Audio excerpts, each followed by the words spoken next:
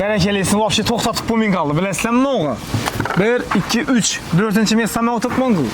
Bir de 3 insandan birisi spolşuz mümkün. Ne oğa dislemi? Arkamda 4 tane damazdan 4 tutmuşsa 3 damaz sizlerinki boluşu mümkün. Bunun için şerti dıman sat. Şertini çıktı islemi? Şerti xuda kalasa. 10 milyon somluk savda kılasız öyünüze. Ağaç alasmı, tahta alasmı, şipirlik materyal alasmı? Bomması yok. 10 milyon son bula olmasa savda barabanla aylantırsınız. Bizde de baraban oyunu köp vaxtladan bir yana yadır. 4. fəsli başlandı xuda kalasa. Gələsə 10 milyon son savda etəsilə barabanla aylantırsınızsa $100 kövedik bize. Postumuzu ötük görsəyiz də biləsizlər. Berekeliz Instagram kanalımız, Berekeliz YouTube kanalımıza caylanğanımız.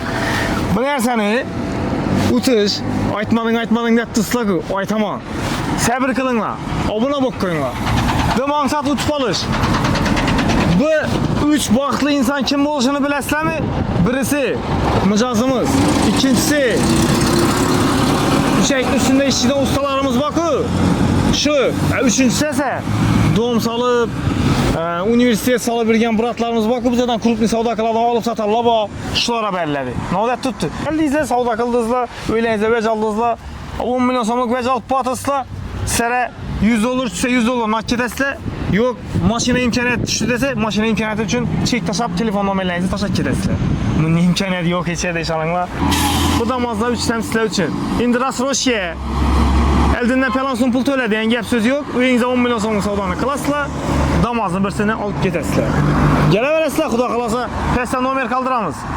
77'lik 430 55 55 öyde oturgan yeri izlen müracaat ete veresizler. Bu cümle için boğan padarkelerimiz buladı bu. Her cümlede her bir mücazımız için padarkelerimiz. Bu Rozar Market'ten üzerimizi hamkarımızdan buladı. Bu tavay texnikelerimiz buladı olmasa. Texnobazar o üzerimizi hemkarımız Texnobazardan buladı. Bemalal gele veresizler ağaç taxtanın sifətlisi her daim günün üzerimizi berekeli ise.